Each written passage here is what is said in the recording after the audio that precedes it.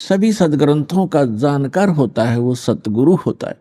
तो उन सब सदग्रंथों का ज्ञान परमेश्वर ने स्वयं सतगुरु रूप में आकर के 600 वर्ष पहले कबीर वाणी में, सच्चिदानंद घन ब्रह्म की वाणी में बोला। वो परमात्मा स्वयं आकर ही अपना ज्ञान बताते हैं।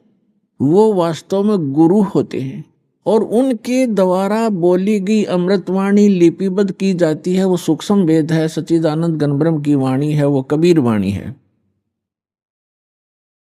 उस सूक्ष्म वेद को कबीर पंथी नहीं समझ सके। अन्य समाज तो कोसों दूर है उनके विधान और परमात्मा के ज्ञान से, लेकिन जो कबीर पंथी कहलाते थे ये नकली हैं सारे, क्योंकि इनके पास कबीर साहब का यथार्थ ज्ञान नहीं, इनके पास यथार्थ भक्ति विधि नहीं। तो इसलिए उसके पश्चात परमात्मा स्वयं फिर अन्य महापुरुषों को भी मिले अपना साक्षी बनाने के लिए कि कबीर इज गॉड। पुण्यात्माओं, परमात्मा का जो ज्ञान है परमात्मा ही करा सकता है। जीव अपनी शक्ति बल से या अपने अभ्यास प्रयत्न से परमात्मा को नहीं जान सकता। अगर ये जान सके होते तो हजारों वर्ष इन्होंने समाधि मेडिटेशन करके देख लिए। अब जो 2.5 घंटे सुबह 2.5 घंटे शाम भक्ति करके मोक्ष का दावा करते हैं, वो खोखला दावा उनका।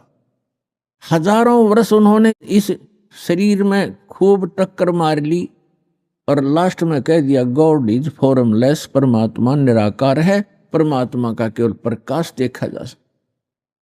तो परमात्मा नहीं देख सके वह, परमात्मा का जब प्रकाश देखा है तो परमात्मा बिना प्रकाश होगा किसका।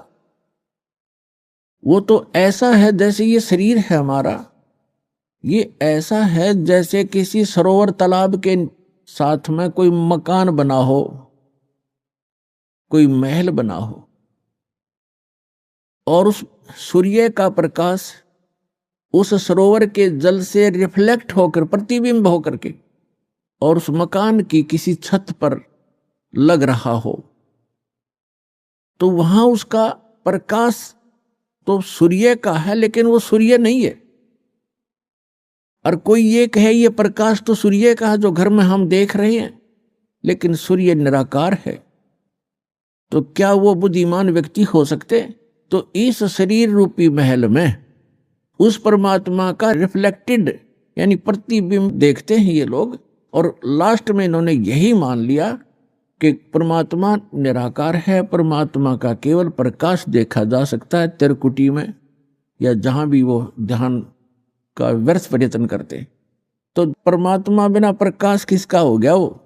तो परमात्मा निराकार कैसे है? जब उसका प्रकाश आपने देखा तो है कहीं वो? तो सूर्य को निराकार बताने वाले और सूर्य का प्रकाश देखने का दावा करने वाले वो बुद्धिहीन प्राणी है। यही यथास्थिति समझ लेना इन अज्ञानी ऋषि महर्षि और आज तक के जितने परमात्मा से अपरिचित संत हैं, उन्होंने यही थ्योरी बताई है। चाहे वो राधा स्वामी पंथ से संबंधित है, चाहे वो धन धन सतगुरु पंथ से, चाहे जय गुरुदेव पंथ से, और चाहे कोई अन्य जितने भी आज